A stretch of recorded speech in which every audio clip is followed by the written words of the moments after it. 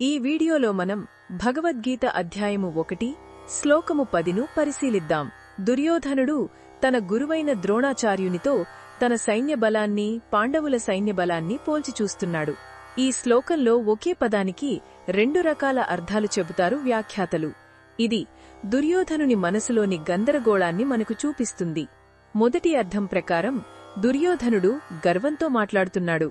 అతని ఏమంటున్నాడంటే, పితామహుడు భీష్ముడి చేత రక్షించబడుతున్న మన సైన్యం అపరిమితమైంది, లెక్కించడానికి కూడా సాధ్యం కానిది. అపర్యాప్తం అంటే అంతులేనిది అని అతను అంటున్నాడు. అదే సమయంలో భీముడి చేత రక్షించబడుతున్న పాండవుల సైన్యం చాలా పరిమితమైనది, అంటే చాలా చిన్నది, సులభంగా ఓడించవచ్చు అని అతని భావన. ఇది అతని అహంకారాన్ని, పైకి కనిపించే ధైర్యాన్ని చూపిస్తుంది. అయితే చాలామంది పండితులు రెండవ అర్థానికే ఎక్కువ ప్రాధాన్యత ఇస్తారు. ఈ అర్థం ప్రకారం అపర్యాప్తం అంటే సరిపోనిది లేదా చాలనటువంటిది. ఇది వినడానికి ఆశ్చర్యంగా ఉంటుంది కదూ. తన సైన్యం పెద్దదైనా దుర్యోధనుడికి లోపల ఎక్కడో ఒక భయం, ఒక అభద్రతా భావం ఉంది. నా సైన్యం భీష్ముడి ఆధ్వర్యంలో ఉన్నప్పటికీ ఎందుకో ఇది సరిపోదేమో అనిపిస్తోంది అని అతను తనలో తాను మదనపడుతున్నాడు. ఎందుకంటే భీష్ముడు గొప్ప యోధుడే అయినా ఆయన మనసు పాండవుల వైపు ఉంది.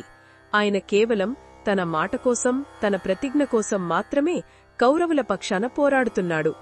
మన జీవితంలో కూడా అంతే కదా. ఎంత పెద్ద బృందం ఉన్నా నాయకుడి మనసు మనతో లేనప్పుడు ఆ బలం పూర్తి బలం అనిపించదు. మరోవైపు పాండవుల సైన్యం చిన్నదే అయినా భీముడు దానిని కాపాడుతున్నాడు. భీముడికి పాండవుల పట్ల పూర్తి విశ్వాసం, అంకితభావం ఉన్నాయి. వారి సైన్యంలోని ప్రతి ఒక్కరూ ఒకే లక్ష్యంతో ధర్మం కోసం పోరాడటానికి సిద్ధంగా ఉన్నారు. అందుకే వారి చిన్న సైన్యం కూడా దుర్యోధనుడికి చాలా బలంగా, సరిపోయినదిగా కనిపిస్తోంది. అతని మనసులోని భయమే ఈ మాటలను పలికిస్తోంది. ఈ శ్లోకం మనకు ఒక గొప్ప సత్యాన్ని నేర్పుతుంది. నిజమైన బలం సైనికుల సంఖ్యలోనో, ఆయుధాలలోనో ఉండదు. అది మన సంకల్పంలో, మన ధర్మాచరవలో, మన ఐక్యతలో ఉంటుంది. అంతర్గత కలహాలతో, అపనమ్మకంతో ఉన్న పెద్ద సైన్యం కన్నా ధర్మం వైపు నిలబడిన ఒక చిన్న సమూహం ఎంతో శక్తివంతమైంది. మన జీవితంలో కూడా మన ఉద్దేశాలు స్వచ్ఛంగా ఉన్నప్పుడు మనకు అంతర్గత బలం లభిస్తుంది. ఇది ఈ శ్లోకంలోని భావాన్ని వివరించడమే లక్ష్యం.